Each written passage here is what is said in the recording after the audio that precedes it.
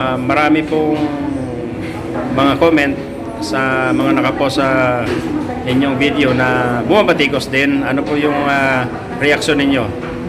Yes, unang-una Sir Bernard, no, aminin natin na yung mga comment nila ay wala tayong masasabi. No? Tama naman yung comment nila. Number one, ang comment nila, kailan ba tayo nakapakulong at makulong ba na, may napakulong na ba tayo? No? Number one, sasagutin ko lang. No? Ang Task Force Kasanag ay hindi tagapagkulong. No? Trabaho ng prosecutors yan, trabaho ng Department of Justice, at trabaho ng Ombudsman ang magpakulong. No? Sila yung prosecutors at ang korte ang nagdidesisyon. Ang Kasanag is mere non-government organization. May advocacy lang tayo na anti-corruption. Kaya yung lumalapit sa atin ay ina-assist natin, pino-forward natin sa ating mga legal counsel, nire-review. After the review, may approval sa ating mga legal counsel, ay ipo-forward namin yan sa proper agency. So the proper agency like Ombudsman, DOJ, at ano pang sangay ng gobyerno na may authority na mag-imbestiga at gawa ng motong propyo, sila ang mag-prosecute, hindi si Kasanag. Tama. Si Kasanag, kung ano man ang result ng kanilang decision, ay re-respetuhin ng Kasanag dahil si Kasanag ay walang power or authority na mag-prosecute. Liwanin ko ha, wala kaming power or authority na mag-prosecute. Kaya mga sinasabi nila na hindi kami makapagpakulong at wala kami nagpakulong, tama sila dahil hindi naman talaga kami nagpapakulong.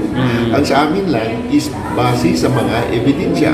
Ang laban dito ay base sa mga ebidensya. At saka naman, sa mga nag-comment, hindi yan binyo ang social media, hindi binyo yung Facebook or anong mga public argument para sa ating argumento. Kung mayroon kayong katanungan at gusto nyong magtanong, pwede kayong mag-visit sa aming opisina. Mayroon kaming opisina sa Bacolod at pwede kayong mag-email sa aming ikasanag@yahoo.com. May mga opisina din kami sa different region at pwede nyo kaming matawagan sa mga official page namin. At mayroon kaming programa, linawin ko lang sa muli, ang Kasanag ay hindi prosecutor, hindi rin siya judiciary, at lalong hindi siya enforcement. This is a mere non-government organization or civil society organization helping the government. Base sa ebidensya. Ang labanan dito, ebidensya. Kung may ebidensya, sige, tuloy tayo. Pero pag walang ebidensya, wala rin kami magagawa dahil ang labanan is more on documents.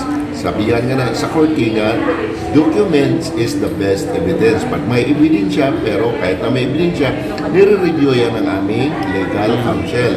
After the review, tsaka sila magsabi na ito ay may basihan at saka namin yan ito-forward sa proper agency like if the concern is government, sa Ombudsman, sa DOJ, sa prosecutors or sa any court na under the Philippine court.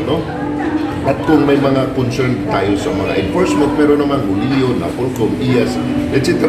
Ang daming concern agency na doon namin ibinibigay yung aming concern. So ulitin ko ulit, tama yung kuminto na hindi kami magpapakulong dahil wala kaming authority na magpakulong. Yung sa amin lang, ulitin ko, is we are a pure advocacy fighting corruption, fighting crimes, fighting terrorism, and most of all, fighting illegal drugs. Nasa promotion of peace and progress tayo. Instrumento lang kami ng kapayapaan at kaunlaran, kaya nilabanan namin ang mga corruption dahil we cannot achieve peace if there is corruption, this crime. So sa muli, sa mga nag-komento sa Kasanag, maliwanag na wala kaming authority at wala kaming kakayahan magpakulong. Kami ay isang katulad nyo na non-government organization, but lumalaban kami because that is our commitment since 2009 up to the present. Yan ang aming sagot sa mga nagkukomento. Maraming salamat. Tama, you have your point, Sir John. In fairness naman po, halos lahat ng mga iniimbestigahan ngayon sa Senado, kahit sa Kamara, ay pwede pong maikonekta po doon sa inyong advocacy dahil kayo po ang kauna-unahang nagsampa ng kaso noon pang 2022 laban doon sa mga isinalang sa Senado, katulad nila pinangalanan sa Senado sila Zaldico, Garjola, sila Eric Yap, at kahit kay Congressman Momo, at yung mga pangalan na sikat ngayon na inimbestigahan sa Senado ay kayo po ang kauna-unahang nagsampa ng kaso. What is you say? Yes, tama Sir Bernardo. Sabi ko nga, yan ay base sa ebidensya. Walang personalan. Kung may mga mas matibay na ebidensya, kaya sabi ko palagi, hindi natin pwede ang argumento natin sa Facebook, sa social media, kasi hindi yan ang tamang binyo para sa sagutan. Sabi ko nga, kahit anong sabi nyo dyan sa Facebook, anong sabi nyo dyan sa social media, kahit anong pang siraan natin yan, ay walang solusyon. Magkaroon lang tayo ng stress yan. Kaya ang tamang binyo ay ang korte. Ang tamang binyo ay isang proper agency at doon natin dadalhin ang ating mga argumento. Pero sa social media, ayaw ko nang makipagsagutan kasi para sa akin, that is not the proper binyo. So we will bring it to the proper agency at kung gusto naman nila tayong i-connect at gusto nila magpariwanag, meron tayong protocol, meron tayong email, meron tayong numbers at pwede silang kumontak personal para sa dagdag na katanungan. Pero yung pagsasabi na ilan ang napakulong natin, ilan ang na-convict natin, ang masasabi ko lang, hindi namin trabaho yan. Trabaho ng korte yan, trabaho ng ating mga prosecutor, trabaho ng ombudsman. Ang sa atin lang, if they are reply, whatever resolution, yun ang aming susundin. At saka, pangalawa, kung marami man kaming result na positive, may mga na-desisyonan in favor sa amin, hindi na namin pwedeng sabihin yan outside the premises kasi number one, may sub judice. Yung mga kinakasuhan namin, kahit na may desisyon na ang ombudsman in favor sa amin, yung mga korte, sila pa rin ang nag-aapila because that is the due process. At habang nasa korte, hindi natin pwedeng sabihin yung mga result ng ating mga kinakasuhan dahil nga pag napasok na yan, may tinatawag tayong due process at magkaroon tayo ng sub judice pag na-touch pa natin yan. So, para sa amin, kung gusto nyo katanungan, pwede nyo naman puntakan ang mga agencies concerned kung paano namin ginagawa ang aming layunin at hindi na namin pwedeng ipagyabang because we are not here para ipagyabang, we are not here para parami ng mga ebidensya or whatever na ginawa namin because we are not politics, we are non-government organization promoting peace and progress at lumalaban sa korupsyon, no?